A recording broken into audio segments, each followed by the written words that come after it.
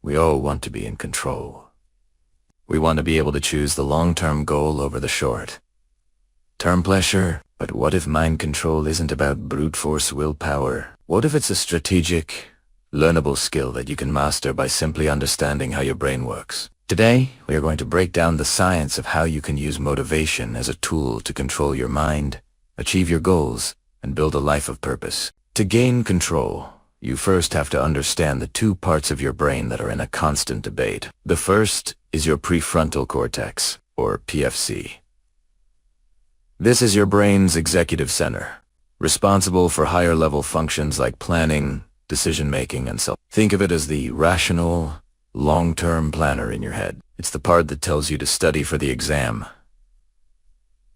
instead of watching a movie. The other part of this conversation is your limbic system, the brain's hot emotional center. It's driven by cravings and the desire for immediate gratification, urging you toward that movie instead of the books. The dialogue between these two systems is a central factor in how well you can regulate yourself. The key to this dialogue is a neurotransmitter called dopamine. While we often think of dopamine as a pleasure chemical, it's more accurately the neurochemical of wanting and seeking. It's the engine that motivates you to seek out rewards and initiate goal-directed behaviors. Research shows that when you focus on the emotionally valuable outcome of a task, this high-value association can tune or enhance your prefrontal cortex's ability to stay on track. In short, motivation isn't a feeling to wait for. It's the neurologic signal that makes cognitive control easier. For decades, a popular theory called ego depletion dominated the conversation about willpower. It suggested that self-control is a limited resource, like a muscle that gets tired after use. Every act of resistance, from skipping dessert to staying focused on a project,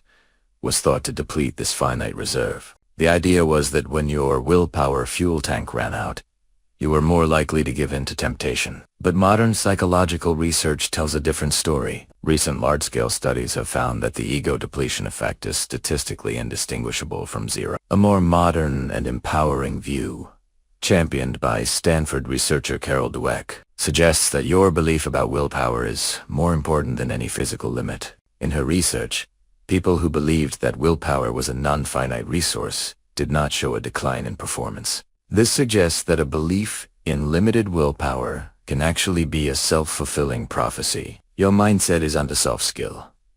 It has a fundamental mechanism for controlling your mind. So, if willpower isn't a limited resource to be conserved, how do we build it? The research points to a powerful, integrated framework based on 3 pillars. Pillar 1. Cognitive and psychological mastery. The first pillar is about strategically setting up your internal world for success. Don't rely on constant willpower to force yourself to do things.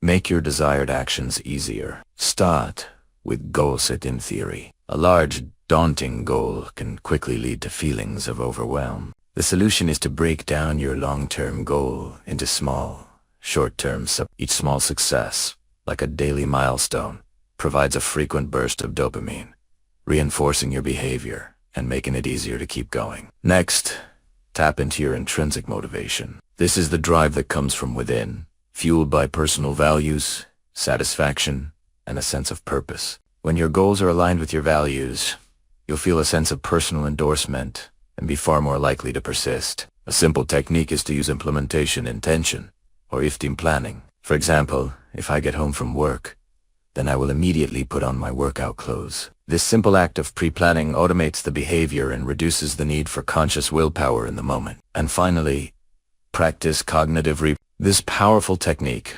rooted in cognitive behavioral therapy, involves consciously changing the way you interpret a situation. Instead of saying, "This task is impossible," you can reframe it as, "This is a challenge I can learn and grow from." This shifts your mindset from threat to opportunity and makes the hard work feel more valuable. Pillar 2. Biological and physical optimization. You cannot have a high-performing mind in a compromised body. This pillar is the non-negotiable foundation for all other strategies. First, sleep is your brain's master recharge cycle. Sleep deprivation has a direct, detrimental effect on your prefrontal cortex, leading to impaired decision-making, increased impulsivity, and difficulty focusing. Both sleep duration and quality are linked to your executive function, which is critical for Second, nutrition fuels your brain. A diet rich in omega-3 fatty acids from fish and nuts, as well as antioxidants from berries and leafy greens, supports brain cell health and cognitive function. On the other hand, a diet high in processed foods and sugar can cause inflammation, negatively impacting decision-making and mental clarity. Third, exercise is a neurological intervention for motivation and control. Regular physical activity strengthens the very brain circuits responsible for persistence. It boosts the production of neurochemicals like endorphins and also helps rebalance stress hormones like cortisol, which can otherwise suppress your drive. Pillar 3. Purpose and social connection.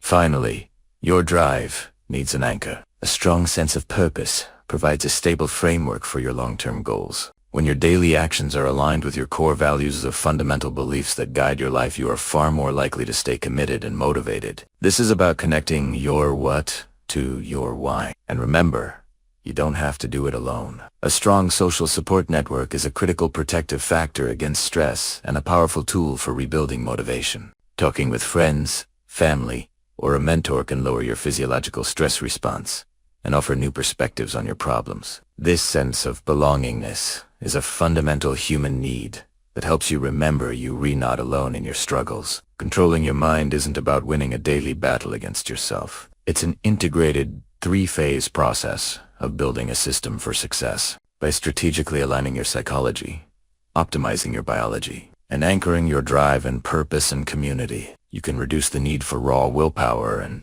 in its place, cultivate a more resilient, motivated, and successful existence. Your struggles are not a sign of weakness. They're an opportunity to build the strategic mind you've always wanted.